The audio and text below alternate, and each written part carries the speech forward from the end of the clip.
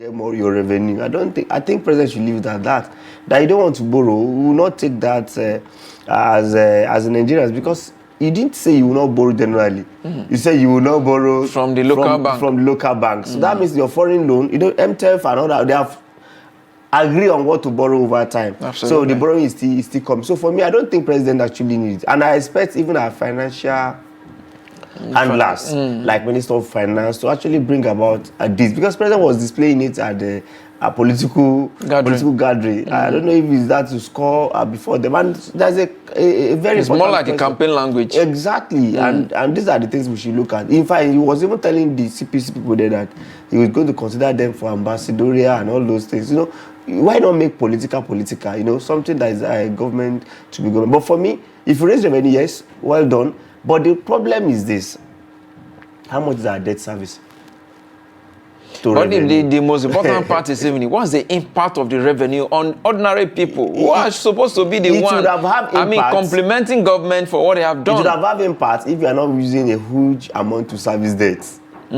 So you are saying, what's the gap between your revenue and if you are not renovating International Conference Center for 39 billion naira. 39 billion and all those things. So then let's talk about even as individual. The only way myself and other public people can benefit, except civil servants or people that earn from recurrent, is capital project. You have not tell us that, okay, because of much increased revenue, these are what you are going to do. These are what you are going to do. That's what we want to hear. We want to hear developmental project that will change Nigerians' narrative. That's just what we want. Because if you look at it very well, look at the capital expenditure. Like myself, I always complain. Our capital expenditure should be two sides of our recurrent expenditure and two sides of our debt servicing. So it's not a good complete news. Perhaps as a Nigerian, as I increase my purchasing power, that's another question. Because anything that we want to hear now is that our purchasing power has been what?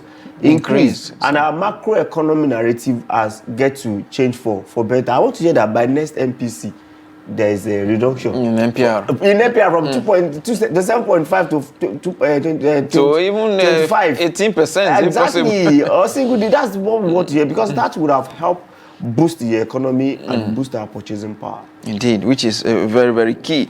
Another thing that the president did say, the economy is stabilized and nobody trades a piece of paper again for foreign exchange.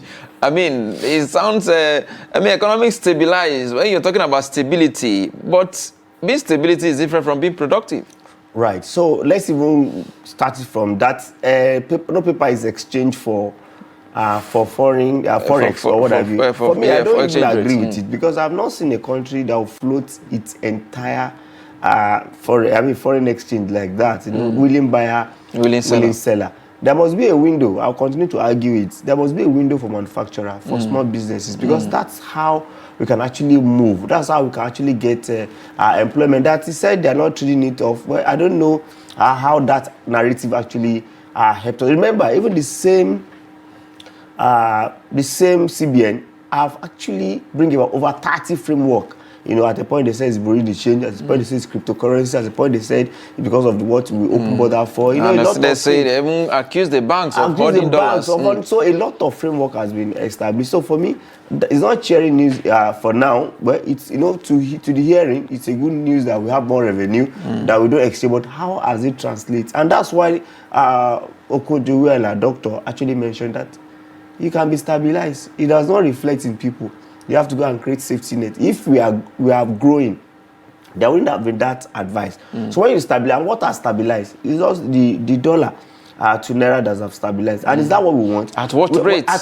We're not even good at that what's rate. the value? Exactly. What's the value? So we are thinking about if you can even bring us to 800, 700. That's when we can see, yes, the economy is actually turning around.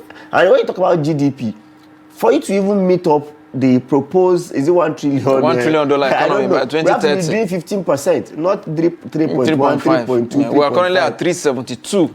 3.72 trillion GDP. Yes. That's not a good one. So we should think about how you can double that before the year end. Indeed, but how do we double that? A lot reform is ongoing.